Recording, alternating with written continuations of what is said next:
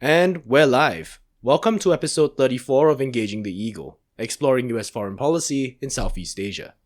I'm Kevin. I'm Colin from RSIS. And we'll be your host for this episode on measuring US global influence under Trump 2.0.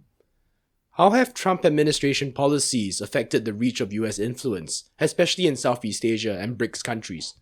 Well, the Southeast Asia program at the Center for Strategic and International Studies, or CSIS, in Washington, D.C., recently created a new Global Alignment Index, which measures support for US, Chinese, and Russian leadership over time and across various criteria. The director of the Southeast Asia program and the Asia Maritime Transparency Initiative at the CSIS, Mr. Greg Poling, is in town, so we invited him to come on our podcast to talk about the index. We're really thankful that he took some time out of his busy schedule to join us. So, thanks for being here, Greg. Hey, thanks for having me. And if you don't mind, I'd like to start off by kind of asking what motivated your team to create this index? What sets it apart from existing products from institutions like, the ICS Yusof Ishak Institute and the Lowy Institute in Australia? So we had been doing a series of projects over the last 2 or 3 years where we built on things like the State of Southeast Asia survey from ICES with country-level surveys of public opinion and elite opinion. And sometimes those gave slightly different answers than ICES. We would use the larger data set polls in the Philippines or in Indonesia, for instance. And over the last few years, we decided that we needed a better, more rigorous way to combine all this together instead of doing separate pull-aparts on elite opinion, public opinion, things like the economic data we collected. And then the Trump administration's arrival, I think, supercharged this because, of course, we see things like the trade war, the closure of longstanding U.S. programs that we think of as levers of U.S. influence, whether that's economic exchange, development assistance, educational exchange. And it occurred to me, okay, living in an era now of resource constraints in Washington, the U.S. budget is not going to get any bigger, even if Trump leaves office and another Democrat or a more traditional Republican comes in, they're not going to build all this back up. And so what we need to do is have a better way, a more rigorous way to measure changes in U.S. alignment, U.S. normative influence over time, and what moves the needle on that. Is it really trade? Is it ODA? Is it FDI? Is it all of these? Where do you, how do you weight these? And so as a first step, we built this index. And the goal is, I want to be very clear here, the goal is to measure normative alignment. How much do individual countries prefer U.S. rules, norms, institutions, preferences versus those of China or Russia? And there's 2 scores for every country. There's a U.S.-China score and a U.S.-Russia score. That is different than what Lowy does with the Asia Power Index or more recently the Southeast Asia Influence Index. And it's different than the alignment index that Professor Liao and Professor Yuan Feng Kong have built. It's more narrowly focused on normative alignment, on institutions and rules. And as Susanna Pat and I recently discussed on another podcast, I think of it somewhat as Lowy measuring the inputs of U.S. power or Chinese power, and we're measuring the outputs. So take the economic indicators. Growing trade with China versus the U.S. is not in and of itself an indicator of influence or alignment. It's an indicator of relative power. If you trade more with a country, you have more power. But does it necessarily follow that because China trades more with country X, then country X aligns more with China, favors China more?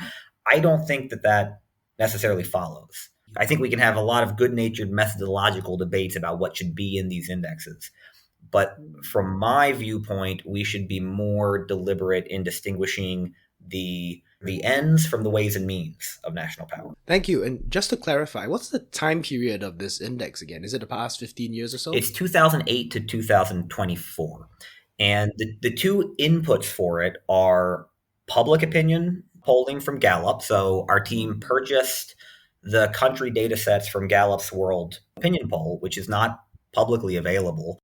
And Gallup has been collecting data in every country in Southeast Asia except for Brunei and Timor-Leste. And we didn't just do South Asia. We did South Asia and we did the members of the BRICS. And the goal is to eventually make this global. We didn't have the funding or the time to do all 135 countries that Gallup polls. So we started with this data set of 15.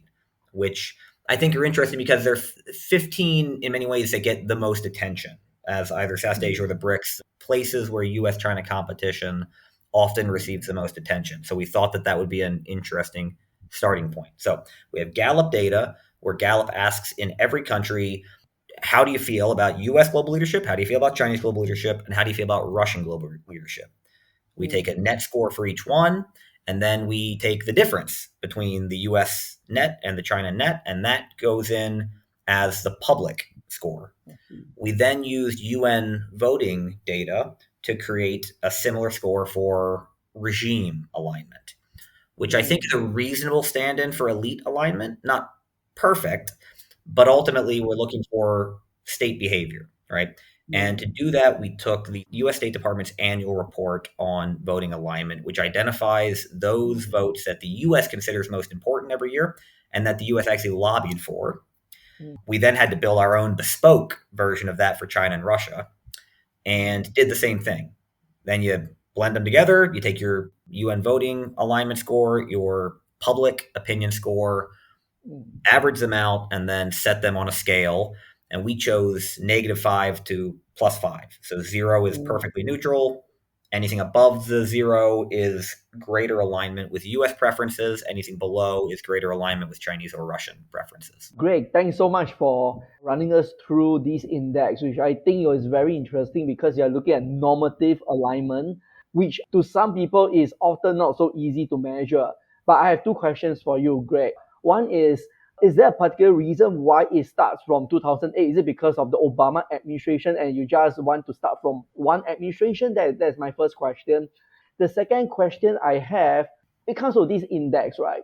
Then there will be questions as to, do you foresee that some people will ask, these days you have any of the country that could align with many other powers? Why just only China and Russia and not, say, some other potential emerging powers? And of course, one main concern I have, and of course, I'm not too sure, whether you put them all together in a granular form, but when you put China and Russia together, will there be some form of distortion here? Because there could be differences in the way countries view China itself and its role and how they view Russia. So do you see that potentially distorting the index in a way? Yeah. Thanks, Kellen. So to clarify, we don't blend China and Russia together. Every country has two scores. There's a US-China alignment score and a US-Russia alignment score. I see. And as you say, in some countries, those move in lockstep. In fact, in the majority of countries in Southeast Asia and the BRICS, the direction of motion is the same year over year, meaning countries, I think, tend to view US and Russia as revisionist or authoritarian alternatives. So when they're angrier at the US, those numbers improve. But Russia consistently scores below China in almost every country. There are some exceptions. India, Vietnam are exceptions where in many years China does worse and Russia does better. Singapore in 2022 is an exception in the other direction where, Russia does worse, but China doesn't necessarily take that same hit. But for the most part, they move together, but Russia is consistently scoring much worse. And therefore, the US is, in a sense, getting a lot more alignment compared to Russia than it is compared to China. Why did we choose 2008? Mostly because of the availability of data. The big constraining factor in this is we wanted to build an index that would have really rigorous cross-country big N data sources. And that limits us severely, right? Because most of the inputs in indexes like this are, countable in double digits. How many visits, how many consulates, whatever. The scope of data that's available across a huge number of countries, open to rigorous analysis, is very small. And so the UN voting data is one, because every country on Earth, with very, very few exceptions, is voting on all of those UN resolutions. And so that's a uniquely rich data source. And public opinion from Gallup is one, because Gallup is the only institution on Earth that asks the exact same question in 135 countries, where if you blended like country level polls from all of these. So, we kind of got stuck and said, look, this might not be capturing everything, but we do believe that these are the best data sources we can identify. And so we can be confident that if they move in a direction, that movement is probably real in that year. Maybe we're not capturing the absolute value every year, but I think we are more confident that we're capturing a direction of movement every year. And so the reason for 2008 is that is the oldest year at which Gallup polled most of these countries. There are some countries where we could have pushed it back to 2005 or 6, and we might do that in future iterations. But to be able to compare all the countries of Southeast Asia, 2008 was the reasonable cutoff. I see. Yeah, thanks, Greg. And speaking of direction, what did you notice about the direction of normative alignment of these Southeast Asian countries and BRICS countries? Were there any maybe notable trends that you saw? The report that we're releasing with this, and we intend this to be a living product, like most indexes like this are. We're starting with this report that presents the raw data for each of these countries, so the raw score, and people can take those and they can run their own regressions and t-analyses and play with the data. We took 7 major takeaways. 1, the U.S. is much more competitive, particularly with China, than a lot of the discourse would indicate. In the vast majority of years, the regional averages, so the BRICS average and the South Asia average, are basically moving around the axis, right? They're in the zone that we would consider, effectively neutral, which we say is anything between negative 0.5 and plus 0.5, or they're just outside of that. But it's rare that they move a lot, which means that we are fairly competitive. The U.S. is fairly competitive. And the U.S. is, on balance, far more competitive today in this normative space than it was at the start of our data set. So the U.S. was far less popular and had far less support on rules and norms during the Bush administration in 2008 and during the first Obama administration than it did today, or than it did in 2024. We do not have 2025 data here. So all of this is before the impact of Trump, but we do have the whole data set of Trump 1, so we can make guesses about what will happen. Our other key takeaways, so one thing we ran against this is trade data. Everybody knows China has become a larger and larger and larger player in the bilateral trade of every one of the countries in this data set. Yep. But that has not resulted in any increase in China's relative alignment score. In some cases, it's a negative correlation, but in pretty much no cases is it obvious that trading more with China increases alignment with China. Now, that doesn't mean that economics doesn't matter. I think maybe we'll find that FDI is more impactful. I don't know. But I can say that just looking at exports and imports does not seem to have any connection to alignment. We find that the U.S. political cycle matters a lot. So one of the graphs we have in here is we took the average score for each of the presidents. So the last year of Bush, 4 years of Obama 1, Obama 2, Trump 1, and Biden. And on average, Obama 2 enjoyed the greatest alignment, basically neutral. Everybody was more or less around the axis. Pretty significant drop in Trump, and then a bounce back in Biden, almost but not quite to the level of Obama 2. But on individual years, the high water mark for the U.S. was 2022. The U.S. it's the only year when there's like a clear regional preference for the U.S. outside of what I would consider like the margin of error territory of negative 0.5 to 0.5. And that's clearly an impact of the Russian invasion. Interesting. Yeah. You mentioned the Russian invasion a few times, actually. You said that Singapore was one of the countries which saw a drop in the US-Russia alignment dyad versus the US-China one, right? And then you also saw how 2022 was a peak of US influence in both regions. I'm just curious, were there any other, notable points or inflection points, like developments that cause certain interesting trends in the data? So one of the graphs we have, like I said, this lists out 7 key takeaways. So I'd encourage people to look at the report. They can come up with a lot of their own takeaways too, based on the raw data. These are just the ones we highlight. One of the takeaways, which is unsatisfying, is it's really hard to identify specific events as determinative, right? Because so much happens in any given year. There's so many longer term trends. I think it's hard to pick out signal from noise. The Russian invasion of Ukraine is such an obvious example, though, that it's hard to come up with any other explanation for that one. If we take the others we tried, so we look at South China Sea arbitration, and you can kind of look at the years, say, 2004 14 to 16 when I think most of the region was getting concerned.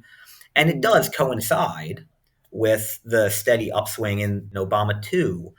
But it's hard to pick that out. I mean, the amplitude of these changes is greater in Philippines and Vietnam. So as you'd expect, like I think clearly China's island building campaign and aggression culminating with the arbitral award was hurting China. But at the same time, I think there was a lot of things happening in Obama 2, particularly compared to Bush, that were probably also contributing to greater alignment with the US. So how much is China and how much is US? I don't know. I don't think there's any way to get a rigorous assessment of that in just a 4-year term. It's such a small data set. Another example is I mentioned the invasion in 2022 clearly tanked Russia's standing. It also hurt China's standing because of views that China was supporting Russia. We don't see that same effect from the annexation of Crimea in 2014, at least not obviously. And again, maybe it's getting lost in the wash of the larger normative alignment happening at the end of the Obama administration.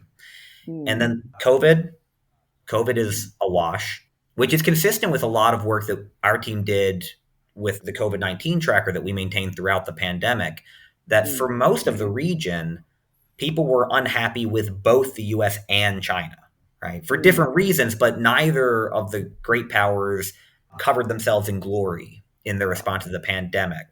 So neither seems, in relative terms, to have suffered that much. Maybe they were both suffering together.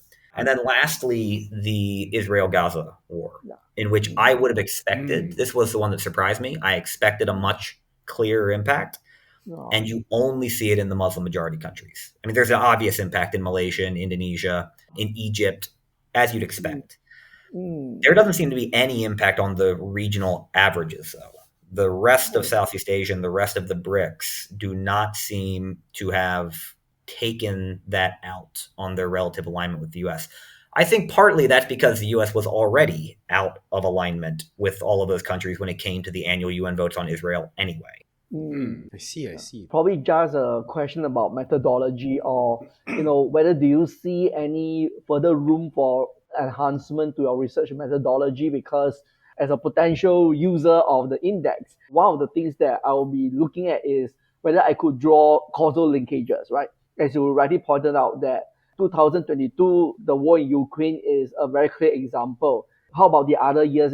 Are there any efforts or any plans that you have with CSIS which is going to sort of help to draw clear causal linkages or at least, try to highlight some of these correlation between what we see as those trends and those key events or at least major events that you believe to be potential cause of all these changes? Yeah. So I make no pretensions that we think our methodology is perfect here, and we certainly want to expand on it. What we were looking for here was some way that we could do this in a statistically rigorous way. And, the entire field, the social sciences are notoriously tough here, right? Because the vast majority of the data we use, by definition, are small n. There's only so many countries on Earth. There's only so many years in the calendar. There's only so many diplomatic meetings, whatever. You get this data set. The published version now has 15 countries over 16 years. So that's 200 and an N of 240, if my math is right. It's not bad, but it's not enormous. As we build this out, hopefully to 135 at some point over 16 years, and then keep adding additional years, I think it allows for a more rigorous analysis. And I think there's plenty of room to argue that there should be other things in the index, although I'm going to be very cautious about thinking through what we add. But I think it'll be clear if you're seeing a direction of movement, a clear correlation in the index and whatever you're running against with a data set that large, that people will be able to be confident in saying, okay, maybe this alignment index isn't capturing everything, but what it is capturing is rigorous, and we can be confident in our regressions when we run them against it. The reason that I'm going to be particularly hesitant adding things to it is I essentially worry about redundancy in these indexes. I worry about double counting things, right? I worry that when we take, I'm using the UN voting data as a stand-in for regime alignment. That's obviously not the only way you could measure that. But if I were to take that and I say, okay, I also want to add a metric for whether or not you vote for US and Chinese candidates in UN agencies. And I also want to take a measure for whether or not you support, I don't know, US or Chinese digital standards. At some point, I think you're measuring the same thing over and over and over, and therefore amplifying the differences in a way that's hard to justify. I see. Yeah, that's definitely a complex issue that you got to tackle. Just to back up a little bit, though, I wanted to go back to the question of trade. You said that there didn't seem to be a clear link between trade volumes and closer normative alignment with either the US or China or Russia, right? But was there any appreciable impact when it comes to the fallout of the US's withdrawal from the TPP back in January 2017? No. And so this is where you get into the problem of trying to link to specific events. The US suffered substantially in 2017, but that's probably just because Donald Trump was inaugurated president. How do you divorce that from the specific impact of TPP withdrawal compared to everything else that happened in US politics and US foreign policy that year? Which is one of the reasons that we do the graph where we average out the average score of each administration. And that makes it undeniable that there is a clear correlation between the US electoral cycle and how it's doing. So I am very confident in saying that Donald Trump's inauguration in 2017 harmed the US standing in these indexes. I could not, with that same confidence, say that an individual event in 2017 had that impact. I see. Just to add is that there are many things that he had done in 2017. It isn't just the withdrawal from TPP, but many of the issues, for example, concerns about whether Trump may transact the South China Sea in exchange for China's support when it comes to North Korea, and many other things that come about. On a more granular basis, it's probably a little bit difficult to try to pin down on that. And I think that does require a little bit of a refinement of the methodology. And you rightly pointed out that there is a more limited set of countries being sampled. So as it grows wider, then possibly, you could sort of refine that methodology further. One point I want to make here, because we put it in the report, but I think it'll be easier for people to overlook. Because we're trying to be careful in defining this as an index of alignment, of normative alignment, not of influence. It means that in years where there are significant shifts in US or Chinese or Russian alignment, maybe it's because they have decreased their inputs, right? They've decreased some of the levers that they have to influence the decision-making of foreign states. But maybe it's because they are advancing norms that are inherently unpopular, right? So it's not just that you might see the US score decrease because the US is providing less ODA or the US is shutting down, student visa interviews, and therefore the US is reducing its own ability to persuade other states. It may be that Republicans are standing for things that the rest of the world doesn't agree with. And so if your norms under Obama were let's fight climate change and support overseas development and free trade, and then your norms under Trump 1 shifted to climate denialism and protectionism, the reason that the US score decreases may be partially because of a loss of influence, but mostly because those norms are just not popular. It's a pretty complicated set of factors that you have to sort of consider when you put out this index. As a user and of a potential user, I look forward to looking at the index and how that will help our research. Very often people ask about the causal linkages, and that's why I asked a question about whether it's possible to at least pin down on big developments or at least some form of inference on that. So something perhaps to look into going forward.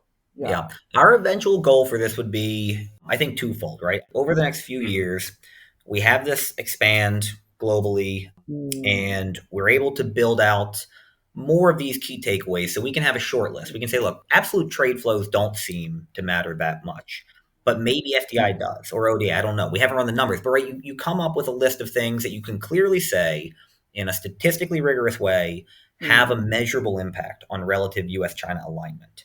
And so that you can say, okay, if you have X number of dollars Here's the way to most efficiently allocate those to increase U.S. alignment, to make sure that the largest number of states possible are preferring your norms and standards to those of your competitors.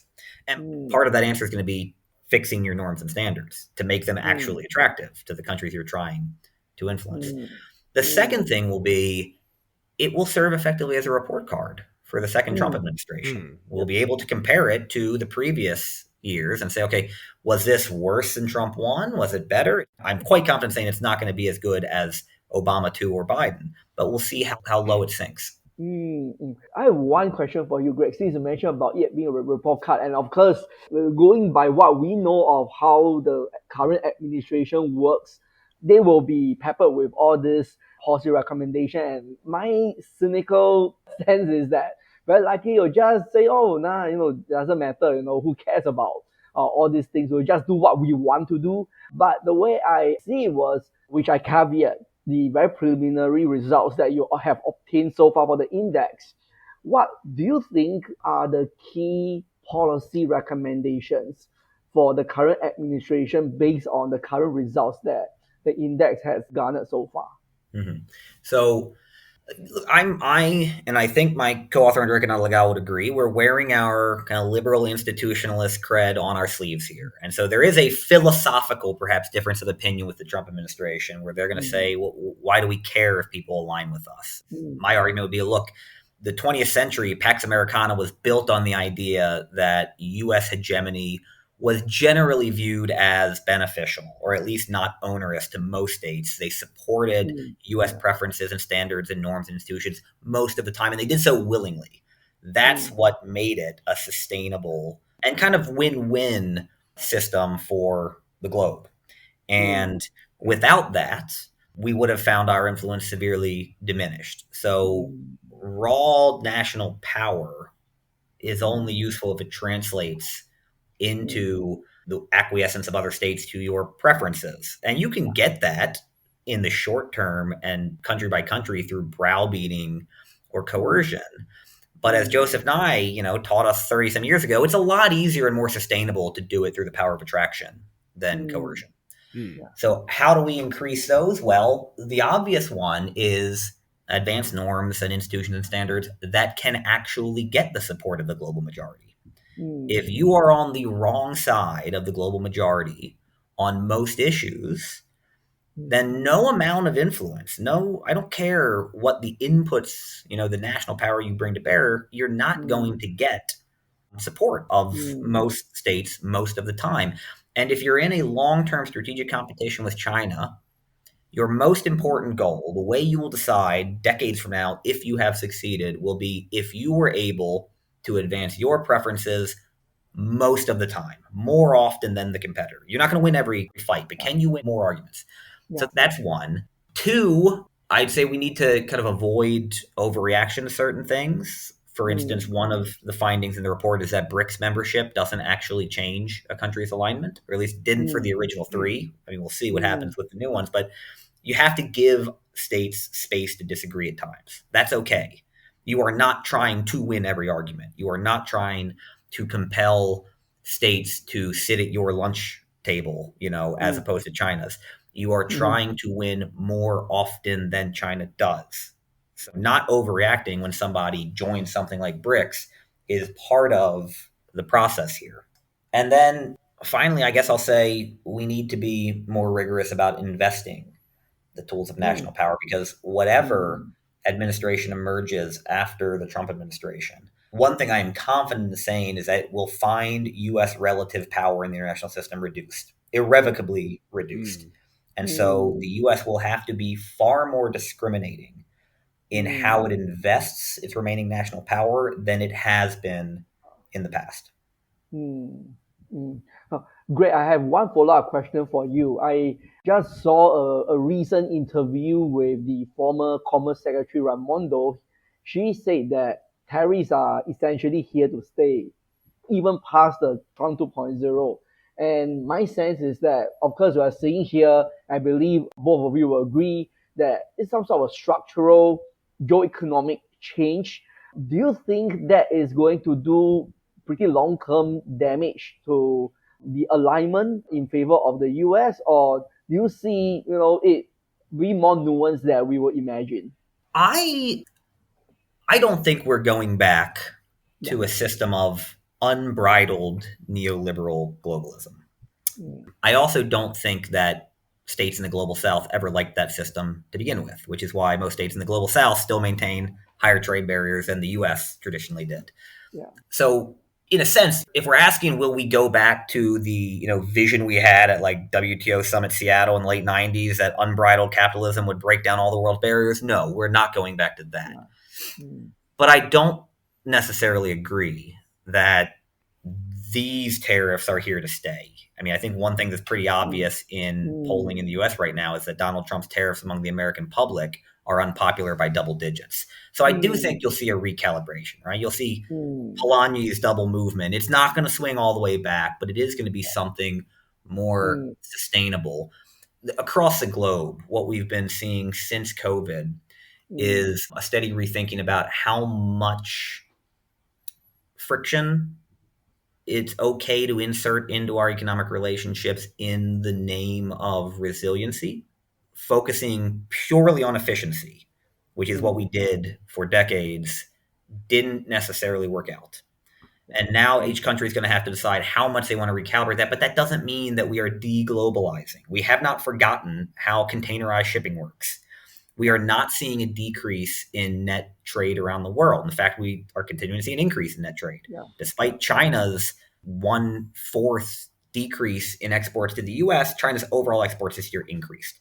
And that's the case for most of Southeast Asia as well. So I am cautiously optimistic that the US will eventually rebalance back toward a trading regime that the rest of the world doesn't find quite so onerous. Here's hoping that's true. I mean, look, if not, I don't know. We can all retire from our jobs here as foreign policy analysts, open a beach bar or something, and ride this thing out. I was almost thinking along these lines, honestly. But I have one associated question for you, Greg. I asked about your policy recommendations for the US, and I do know that this index is, I think, designed more for the US policymakers. But I do want to ask, what do you recommend based on this index to, say, US allies and partners in the Indo-Pacific? So the one other big gap here that we haven't figured out how to bridge yet because of data availability is that Gallup only asks about US, Russia, and China. Gallup does not ask countries in Southeast Asia how much they like European norms, or how much they like ASEAN norms, or how much they like Japanese norms, right? So I think that in all likelihood, in a perfect world in which that was happening, what we could find is substantially more support for traditional US norms as captured right now by, say, things that Japan is doing or that Europe is doing. And that would outstrip our number for the US because the norms being pushed by the US right now are not popular and not traditional US norms. And if that's true, then one of maybe the most important play that we're seeing from Southeast Asia, the Gulf, and the EU are efforts to diversify trade relationships and diversify normative relationships to minimize overexposure to both the US and China, and therefore prop up the rules and institutions that are most beneficial for Southeast Asia, Europe, the Gulf. Things like what we're seeing right now with the expansion of CPTPP, potentially the involvement of Europe in bilateral FTAs with all the CPTPP members, proliferation of individual FTAs between the EU and the Gulf and South Asian states. I'm not sure it'll work, but there is, I think, a reasonable chance that significant pillars of what we think of as the global international order are held up by big parts of what we might call the global majority, so that a future U.S. administration, when it finally decides it's tired of being all by itself out in the rain, can come back in, and that order will still be there in some form. And if ASEAN wants that order to still be there, then it needs to double down on efforts to work with the Europeans, the Gulf, the Indians, the Japanese to maintain as much of it as possible. Can't just afford to be price takers. We have to kind of Yeah. set the price as well. Okay, well said. And thank you very much for your time, Greg. Yeah. Thanks for having me, guys. And thank you everyone for tuning in. We hope you enjoyed this episode. If there are any questions or topics that you'd like us to tackle in future episodes, feel free to reach out to us on social media or through email. Until next time, stay safe and we'll see you again.